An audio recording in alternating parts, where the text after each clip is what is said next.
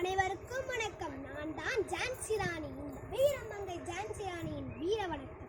நான் 1835ஆம் ஆண்டு நவம்பர் 19 பிறந்தேன். இந்தியாவில் பிரிட்டிஷ் ஆட்சிக்கு எதிராக போராடி துணிந்தவர்களின் முன்னோடிகளை நானும் ஒருத்தி.